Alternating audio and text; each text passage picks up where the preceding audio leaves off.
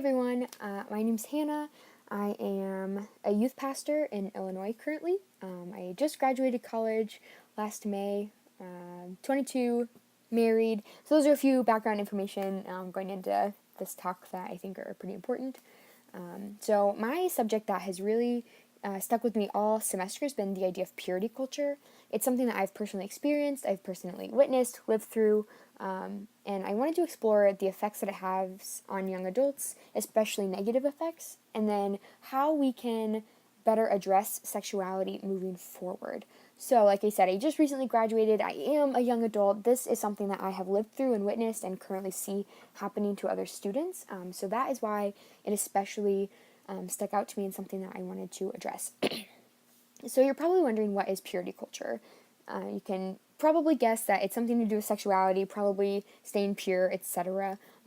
Yes, that is what it is. So a better description of it is that purity culture, gaining popularity in the 90s, it uses shame, fear, and negativity to encourage students to stay physically pure before marriage. So purity culture started as a grassroots movement, really. It started as true love weights and purity rings and different things like this, where phrases were pulled in and thrown out and often labeled as biblical, even if they really weren't. Instead of focusing on positive and goodness, it focuses on shame and negativity, hoping that this will encourage students somehow to stay pure. And obviously, since it was a grassroots movement and came up pretty quickly, not much research was done on what are the bad sides of this and what can come from this that maybe we don't want to come from this. So unfortunately, now we're seeing all these negative effects that are happening with culture and people and marriages that are really alarming and damaging, and I've just personally seen a lot of bad things come from this, so that is why it stuck out to me and something that I wanted to do a little bit more research into. So, a quick overview about purity culture and what it teaches. These are not all mandates, I guess is a good way to say it. So, maybe you've experienced purity culture and you've experienced some of these. You don't have to experience all of these for it to have been a purity culture type setting, but this is just general information about what purity culture tends to teach. So the biggest one is that women are responsible for men's sexual sin. Women are the gatekeepers. They are responsible for their own sin and for men's sin, and that is just what it is. Women's bodies are inherently bad, which is why they're always told to cover up, even if it's their knees or their toes. Women's bodies are bad and generally objects that men will lust over. Women shouldn't have sexual desire. If they do, it's often repressed or it's pushed down, and men cannot control their desire. So while purity culture really, really tends to be negative towards women, it also is indirectly negative towards men, because instead of recognizing that these men are incredible creations of God and given wisdom and the ability to think clearly, we just reduce them to animals, and we explain it away and we say that they cannot control themselves. So really it's damaging to both sides. Another thing it teaches is that your virginity matters more than anything else about you, leading into if someone has sex before marriage, then their marriage will go wrong. These two are deeply connected, so because your virginity matters, if you throw that away like a pretty little flower, then your marriage will fail. Even if it's 50 years down the line, it will fail because you sexually sinned. There's no talk about redemption, which is a huge problem. Finally, a really extreme case, but this is something that is underlying even if it's never stated, is that there's rarely a difference made between sexual abuse and premarital sin. Since we tend to focus on the black and the white, the right and the wrong, we are quick to ignore the middle ground, which is, I'm a victim of this. It's those students who are caught right in the middle and they had no choice over this, but we continue to preach that sexual and physical sin is so bad, and they're stuck in their seats wondering, man, where is God in this moment? So that is a really extreme case, but also something that is inherently understood about purity culture. We're rarely discussing the idea of consent and this gray ground. So there were probably some things in there that you were like, whoa, this is really bad and unhealthy, and I didn't realize that purity culture taught these things. So obviously there are some things we should disagree with, but I'd like to say we should disagree with the entire message as a whole. A base understanding of why we should is even just what we as Nazarenes believe. So the Nazarene Manual, it tells us that because we are all created in the image of God, we have so much worth and so much value, and we matter to God, and we should matter to each other. So our church affirms that the human body matters to God, But it also goes one step further, and it says that our bodies are good, very good. Notice it doesn't just say that men's bodies are good, or that women's body are good sometimes in certain settings. This is our bodies are good, and God's creation was an act of love. So God has created us in his image as good. Purity culture, it addresses the first part of this idea. It addresses that our physical bodies matter, right? Because this is a huge push of physically staying sexually pure. That is a big push of the movement, but they forget to take it the next step. And most of their messaging sends shame and sends negativity and tells us that our bodies are bad. Whereas we see that God has created us as good with good bodies, and that the shame and the negativity felt from purity culture really isn't an intentional thing that God wants for us to feel. So, our Authentic Human Sexuality book addresses this issue right away in one of its first chapters, where it says, girls come to internalize a view of sexuality as powerful yet shameful. So, it's this idea again of women being the gatekeepers for both their own sin and the boys' sin. And boys come to internalize an attitude that they have little self control over their own impulses. So, again, this idea of boys are taught that they're animals and that they have no ability to control what is happening in their bodies. So instead of teaching them that they should respect and they do have this responsibility, instead we often give them a free pass, and they take that in and they say, okay, I have no control, so I have no control. That is awesome. The women have to protect themselves and me. I'm free to go. So instead of teaching the opposite, we tend to teach more of what purity culture says, and then our boys internalize it, and then it continues to spiral into this ugly snowball. So that is just something that even this chapter, it jumped out at me. I was like, man, yes, this is what all of my research has seen as well. So Paul Cumin, he talks about this idea of the Gnostics believed that bodies were bad and souls were good. So this is something that we sometimes indirectly see in purity culture and just in culture as a whole. Sometimes Christianity takes this idea and never blatantly says it, but the things that we teach say it.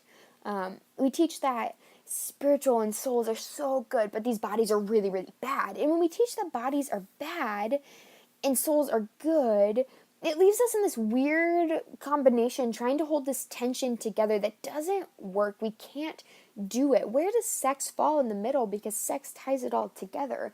So how can we say that one is good and one is bad and sex is here? He asserts that these teachings, they should make it obvious that these associations do not work with the belief that we have that Jesus came in a body and was good. We can't think that the body is bad because Jesus came in a body. So continuing on, he explains that the consequence of purity culture is not just a vague sense of shame, but also it leaves us with the message that is misogynistic and gives shame to the female body in general.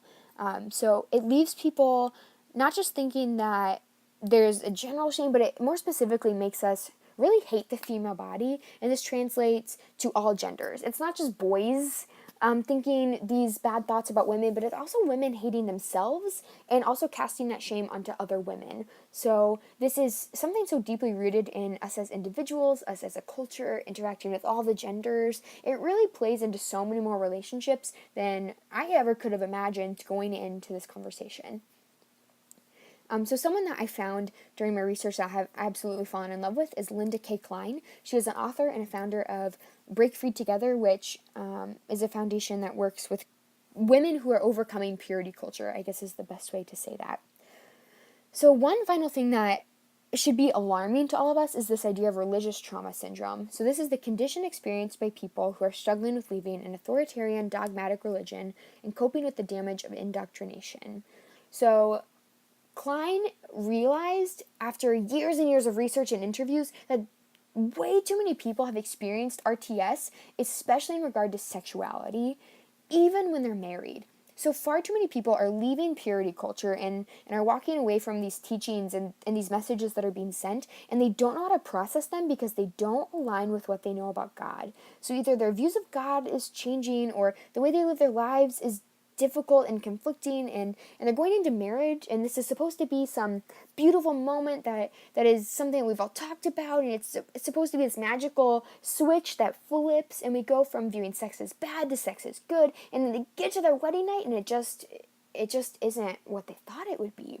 So they're literally experiencing trauma because of the things that are being taught and the way that we're addressing sexuality within the church. And this is something that immediately jumped out to me and scared me. And I wanted to make sure that I never let a student leave my youth group that in 10 years will say, yeah, I have RTS because of the purity culture that was taught there. It was just really alarming to me.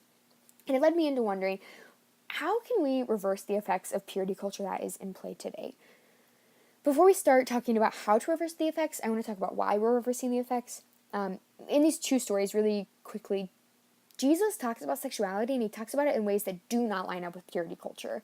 First, in the first story, he explains lust, and he says that every man who looks at a woman lustfully has already committed adultery.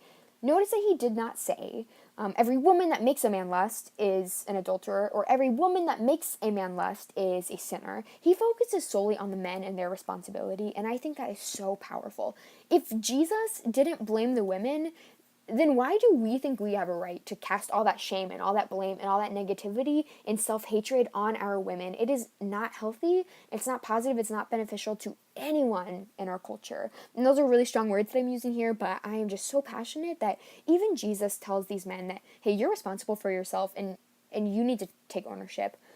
And then another thing is when the woman's caught in adultery, we see that the stones are dropped to the ground and that everyone leaves and no one is condemning her. And Jesus looks her in the eyes and he tells you, I don't condemn you. Go, and from now on, don't sin. So he offers this message of redemption that is rarely talked about in purity culture. He gives this message of, I'm not condemning you. Now go and be free and live a better life. And this is something that I think is so important to teach to our students. So Adam Mears, he is another researcher. He talked about this idea and this problem right now of evangelicals and their understanding of sexuality.